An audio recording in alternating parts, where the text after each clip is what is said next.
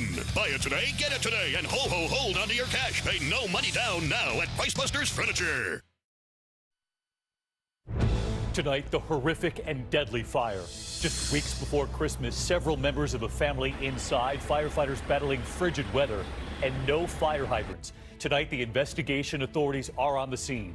The FBI before the cameras a short time ago, the new discovery after a girl disappears waiting to go to school. What they've now revealed and the urgent hunt at this hour. Breaking developments involving the president and the Mueller investigation. After Paul Manafort's plea deal with Robert Mueller breaks down, now we learn Manafort's lawyers were talking with the president's lawyers all along. And the president now tonight saying he's not ruling out a pardon for Manafort. Ivanka Trump, for the first time, is asked about using private email for White House work. So the idea of lock her up doesn't apply to you? No. The deadly bear attack, the husband killing the bear, not knowing it had already attacked his wife and baby girl. Genetically altered babies, the scientist who just today said he is proud of it. And now we learn another baby, he says, is on the way. Tonight, the growing outrage. The aerials coming in to search at a major Catholic archdiocese, what authorities are looking for. And Bruce Springsteen and the revealing new interview tonight about his very personal struggle. This is ABC World News Tonight with David Muir. Good evening, and it's great to have you with us here on a very busy Wednesday night. There are several developing stories, and we're going to begin with that horrible family tragedy unfolding at this hour. At least 6 people feared dead in a house fire. Firefighters believe 2 adults and 4 children are among the victims, trapped inside when the house went up in flames. Fire crews running out of water in frigid temperatures, no fire hydrants. Tonight, investigators are there asking how did this happen and was there any foul play?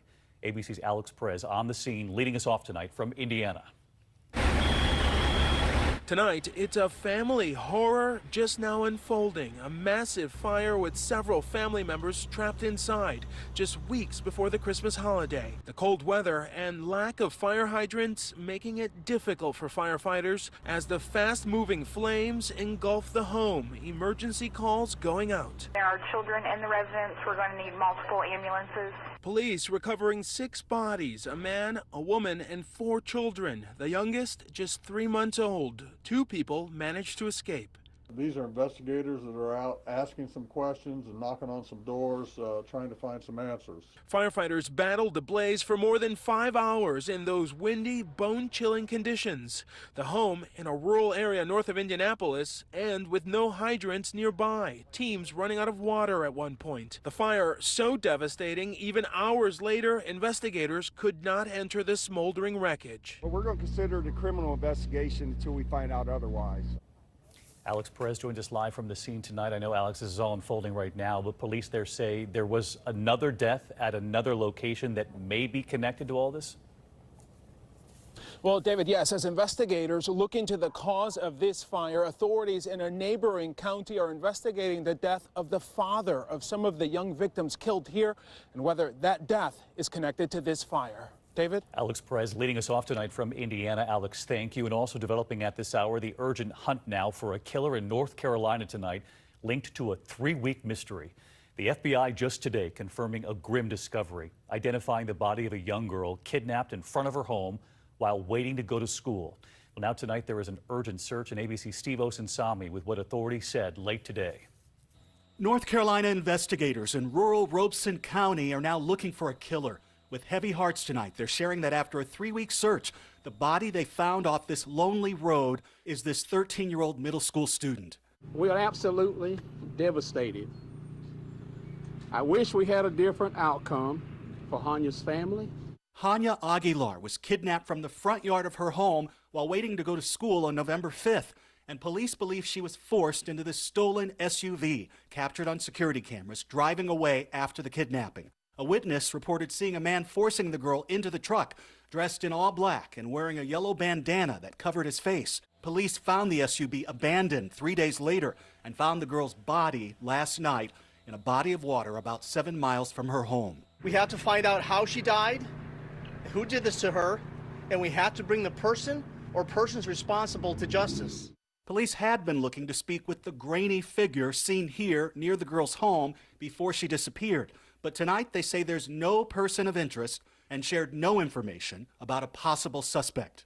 And Steve Osunsami with us live tonight as well. Steve, you told us there's a $30,000 reward now for any information, but police still have many unanswered questions? That's right, David. So many unanswered questions. It's not clear at this point that police even know who they're looking for or how long the girl was in the water at her school system. They're calling on grief counselors tonight for students who need them. David. Steve Osunsami. Thank you, Steve. Now to breaking developments involving President Trump and the Mueller investigation, the two on a collision course. After Paul Manafort's plea deal with Robert Mueller suddenly fell apart, we're now learning that Manafort's lawyers were talking with the president's lawyers all along. And tonight, President Trump now suggesting he's not ruling out a pardon for Paul Manafort, saying, quote, nothing is off the table. ABC senior national correspondent Terry Moran at the White House tonight. We thought Paul Manafort had flipped on President Trump as part of his plea deal with Robert Mueller. Now the president's lawyer tells us Manafort was cooperating with Team Trump all along. And tonight the president seems to be openly dangling the possibility of a pardon, telling the New York Post it's not off the table. It was never discussed, but I wouldn't take it off the table. Why would I take it off the table, he said. For months, the president tried to minimize his relationship with his former campaign chairman, while at the same time expressing sympathy. He worked for me for a very short period of time, but you know what? He happens to be a very good person. And I think it's very sad what they've done to Paul Manafort. Now we know that after Manafort cut his deal with Mueller, his lawyer briefed the Trump legal team on what Mueller's prosecutors were asking, giving the president a direct view into the investigation. As Manafort was feeding the president's lawyers information, Trump was working on his own written responses to the special counsel's questions. And today, ABC News has learned about some of his answers. Sources tell ABC News Trump wrote he did not know about the now infamous Trump Tower meeting, where Donald Trump Jr., son-in-law Jared Kushner, and Manafort met with a Russian lawyer they were told had negative information about Hillary Clinton. Trump also wrote he does not recall his longtime associate Roger Stone telling him he was in contact with WikiLeaks, which published the hacked Democratic emails. Stone himself has denied discussing WikiLeaks with the president. So let's bring in Terry Moran with us live from the White House. And Terry, it was thought that Paul Manafort had flipped, taking that plea deal with Robert Mueller. But now you report his lawyers kept talking with the president's legal team through all this, passing information along to them. First of all, how unusual is this, and is it allowed? It is unusual for sure, David. It is allowed. It's risky for Manafort to possibly alienate the prosecutors who he cut a deal with. And the real question is, did Manafort and President Trump have any conversations about President Trump issuing a pardon in exchange for Manafort holding back? That would be trouble for Manafort and President Trump. All right, David? Terry Moran at the White House. Terry, great to have you. Now to Ivanka Trump tonight, for the first time answering questions about using private email for her work at the White House. Here's ABC's Deborah Roberts with the interview. Hi, everyone. Hi. How are you? Ivanka Trump in Wilder, Idaho, teaming up with Apple CEO Tim Cook, celebrating technology in the classroom. You look at all different industries. But she knows it's her own email that's made headlines, using private email for her work in the White House. It has come to light that early in the administration, you used your private email for White House business. Your father had taken Hillary Clinton to task for this. So how did you wind up in a similar situation? Well, there really is no equivalency.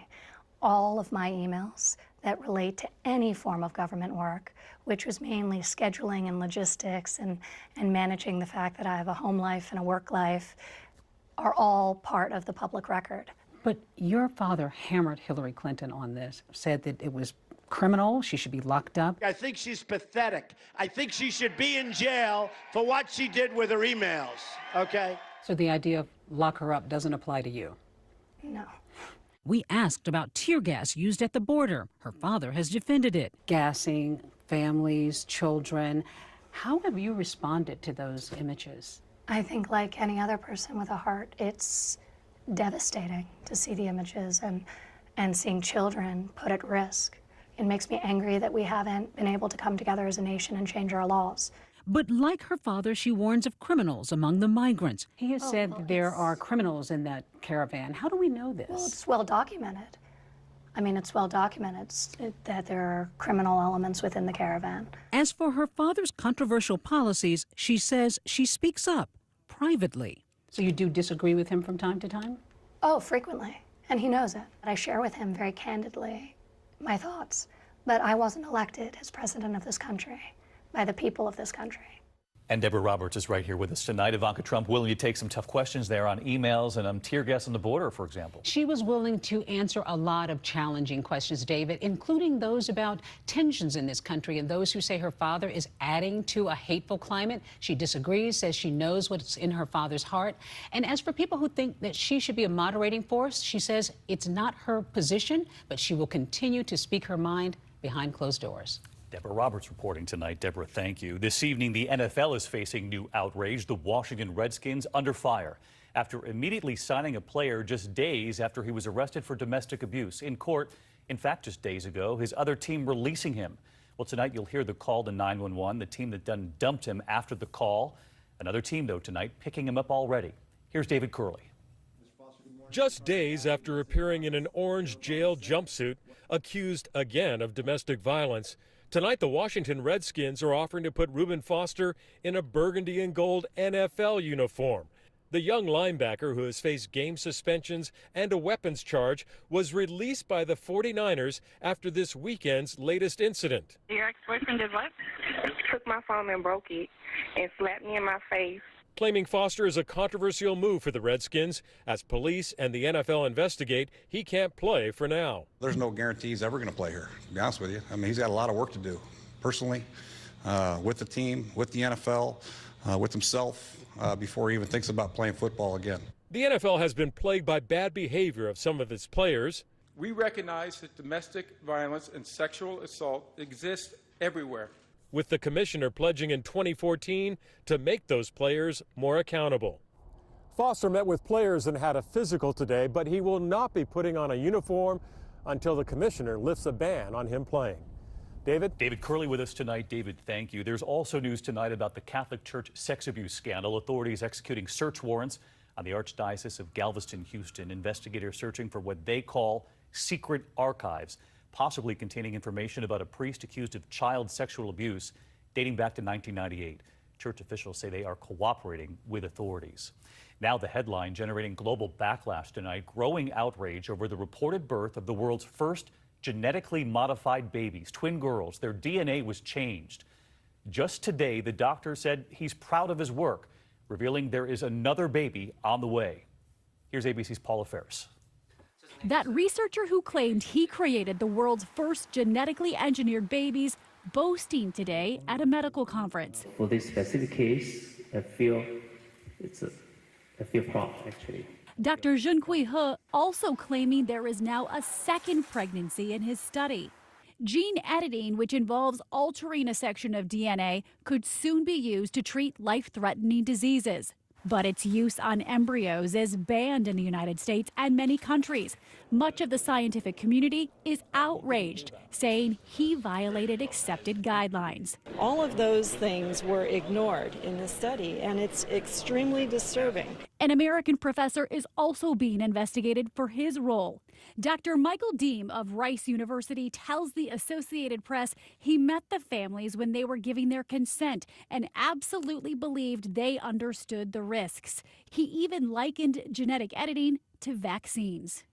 And Paula Ferris with us tonight. I know, Paula, there are many people in the scientific community who are concerned about the health, the future of these babies. And there's so much that's unknown, David. There's a possibility it could increase the risk for disease. Then they could pass that risk on to future generations. But as for these twins, they will be monitored until they're age 18, at least. A lot of strong opinions on this. Paula Ferris, thank you. There is also news tonight about Bruce Springsteen after a new interview. Springsteen opening up about his personal battles with depression and mental illness, and about his father. Here's ABC's David Wright. This is what I've presented to you all these years as my long and noisy prayer. As his powerful one-man show draws to a close on Broadway, Bruce Springsteen finally seems to have made peace with his muse. When I was a young man and looking for a voice to tell my stories, well, I chose my father's voice. My father was my hero and my greatest foe. Springsteen has been open about the fact that one thing he inherited from his dad was mental illness. The boss, at times, crippled with depression. It's like the